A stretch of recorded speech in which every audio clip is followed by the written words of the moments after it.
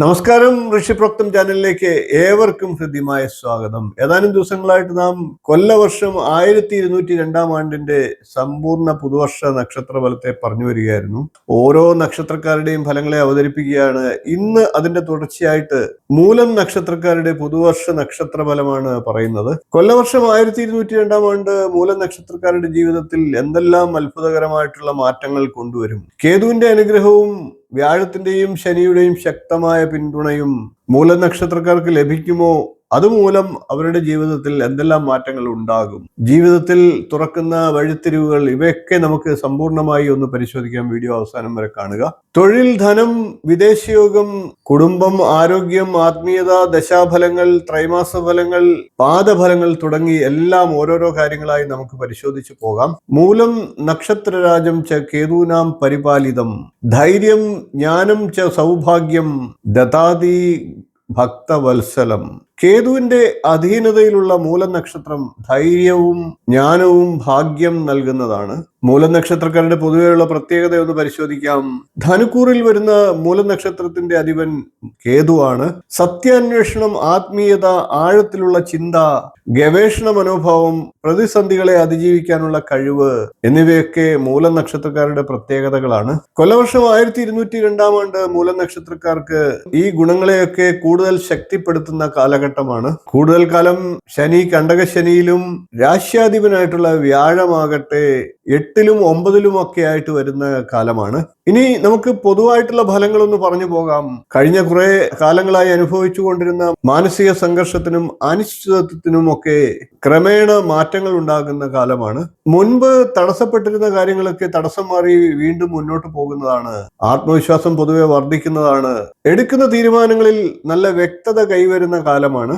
ദൈവവിശ്വാസവും ആത്മീയതയും പൊതുവെ വർദ്ധിക്കുന്നതാണ്. പുണ്യക്ഷേത്ര ദർശനങ്ങൾക്കും തീർത്ഥയാത്രകൾക്കും സാധ്യതകളുണ്ട്. ഇനി മൂലം നക്ഷത്രക്കാരുടെ പുതുവർഷത്തിലെ തൊഴിൽ സാധ്യതകൾ ഒന്ന് പരിശോധിക്കാം.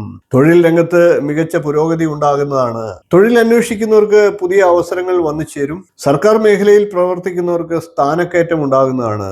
സ്വകാര്യ സ്ഥാപനങ്ങളിൽ പ്രവർത്തിക്കുന്നവർക്ക് മേലധികാരികളുടെ അംഗീകാരം ലഭിക്കും. ബിസിനസ് ചെയ്യുന്നവർക്ക് പുതിയ ശാഖകൾ വർദ്ധിപ്പിക്കുവാനോ പുതിയ നിക്ഷേപങ്ങളിലൂടെ നേട്ടങ്ങൾ ഉണ്ടാക്കുവാനോ സാഹചര്യങ്ങൾ ഉണ്ടാകും. പങ്കാളിത്ത ബിസിനസ് ഒക്കെ ചെയ്യുന്നവർക്കും മികച്ച നേട്ടങ്ങൾ ഉണ്ടാകുന്ന സമയമാണ്. ഇനി മൂല നക്ഷത്രക്കാരുടെ പുതുവർഷത്തിലെ സാമ്പത്തിക ഫലം ഒന്ന് പരിശോധിക്കാം. സാമ്പത്തിക നില പൊതുവെ മെച്ചപ്പെടുന്ന സമയം തന്നെയാണ്.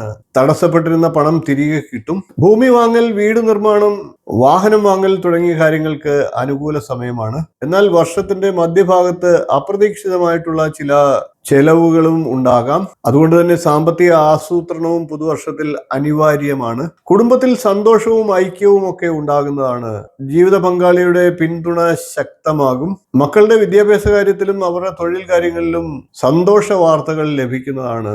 പഴയ കുടുംബ പ്രശ്നങ്ങളൊക്കെ പരിഹരിക്കപ്പെടും. ബന്ധുജനങ്ങളുമായിട്ട് മുൻപുണ്ടായിരുന്ന അകൽച്ചകളൊക്കെ മാറുന്നതാണ്. ഇനി മൂലം നക്ഷത്രക്കാരുടെ പൊതുവെയുള്ള ആരോഗ്യം ഒന്ന് പരിശോധിക്കാം. പൊതുവെ ആരോഗ്യനില നല്ല അനുകൂലമായിരിക്കുന്ന സമയം തന്നെയാണ്. എന്നാൽ കേതുവിന്റെ നക്ഷത്രമാണ്. ദഹന സംബന്ധമായിട്ടുള്ള ചില പ്രശ്നങ്ങൾ, അലർജി, സന്ധിവേദന, അസ്ഥി സംബന്ധമായിട്ടുള്ള ബുദ്ധിമുട്ടുകൾ ഇവയൊക്കെ ഉണ്ടാകാൻ സാധ്യതയുണ്ട്. അതേപോലെ തന്നെ ഭക്ഷണ കാര്യത്തിൽ ശ്രദ്ധയും മതിയായ ഉറക്കവും ഉറപ്പാക്കുക. ഇനി നമുക്ക് ദശാഫലങ്ങൾ ഒന്ന് പരിശോധിക്കാം. സൂര്യദശയുള്ളവരാണെങ്കിൽ അഹങ്കാരം നിയന്ത്രിക്കേണ്ട സമയമാണ്. തൊഴിൽ രംഗത്ത് സമ്മർദ്ദങ്ങൾ വർദ്ധിക്കാം.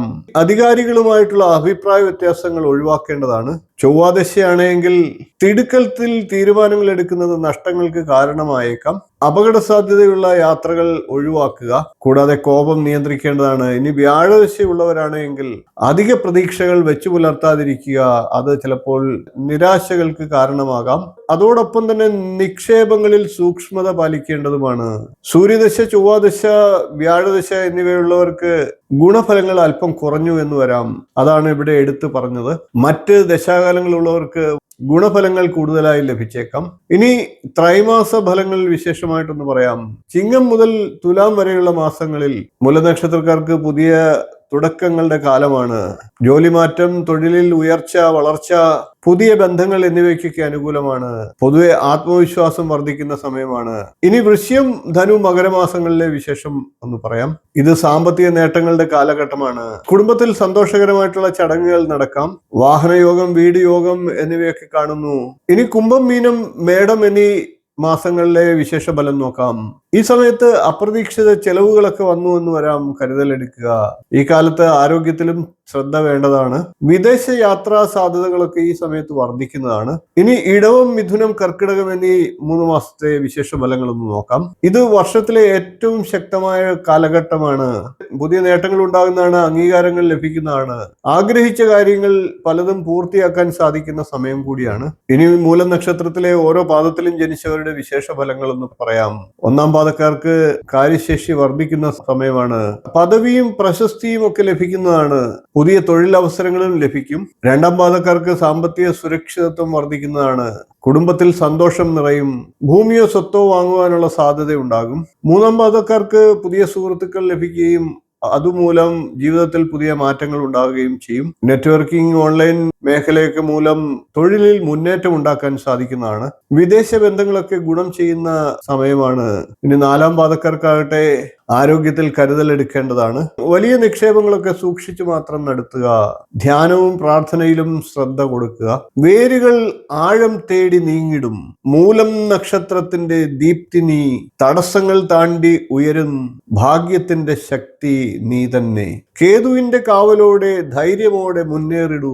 വിശ്വാസത്തിന്റെ ചിറകിലേറി വിജയത്തിന്റെ കിരീടം ചൂടിടൂ. ഇനി മൂലം നക്ഷത്രക്കാർ പുതുവർഷത്തിൽ ചെയ്യേണ്ട ദോഷപരിഹാരങ്ങളെ കൂടി പറയാം. ഗണപതി അഷ്ടോത്തര ശതനാമാവലി പറ്റുന്ന സമയങ്ങളിലൊക്കെ ജപിക്കുക.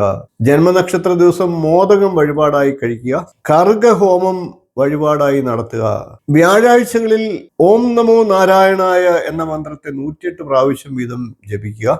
അതോടൊപ്പം തന്നെ വിഷ്ണു സഹസ്രനാമം ജപിക്കുന്നതും ഉത്തമ ഫലത്തെ നൽകും. ഹനുമാൻ ചാലിസ എല്ലാ ശനിയാഴ്ചയും പാരായണം ചെയ്യുക. കൂടാതെ വെറ്റിലമാല സമർപ്പിക്കുന്നതിലൂടെ ശനിദോഷ ശാന്തി ഉണ്ടാകുന്നതാണ്. ഓം കേതവേ നമഃ എന്ന മന്ത്രത്തെ 108 പ്രാവശ്യം വീതം ജപിക്കുക. പരിഹാരങ്ങളിൽ ഏറ്റവും വിശേഷമായിട്ടുള്ളത് ദാനം തന്നെയാണ്.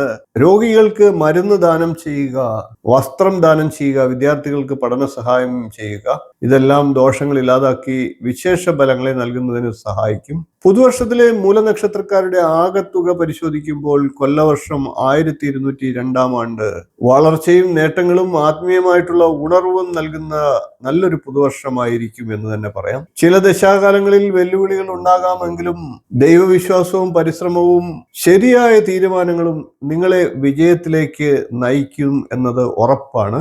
നിങ്ങൾ മൂലനക്ഷത്രക്കാരാണെങ്കിൽ കമന്റായി ഓം ഗം ഗണപതേ നമ എന്ന മന്ത്രത്തെ ഒന്ന് രേഖപ്പെടുത്തുക. വീഡിയോ ഇഷ്ടപ്പെട്ടുവെങ്കിൽ ഒന്ന് ലൈക്ക് ചെയ്യുക, ഷെയർ ചെയ്ത് മറ്റുള്ളവർക്കും ഈ അറിവ് നൽകുക. ചാനൽ ഇതുവരെ സബ്സ്ക്രൈബ് ചെയ്യാത്തവരാണെങ്കിൽ ഒന്ന് സബ്സ്ക്രൈബ് ചെയ്യുക. നോട്ടിഫിക്കേഷൻ ബെൽ ബട്ടൺ ഓൾ എന്ന് എനേബിൾ ചെയ്യുക. നിങ്ങളുടെ അഭിപ്രായങ്ങൾ കമന്റായിട്ട് രേഖപ്പെടുത്തുക. ഇനിയും ഇതുപോലുള്ള മറ്റു നക്ഷത്രക്കാരുടെ വീഡിയോകളുമായി നമുക്ക് വീണ്ടും കാണാം. നന്ദി, നമസ്കാരം, ശുഭദിനം.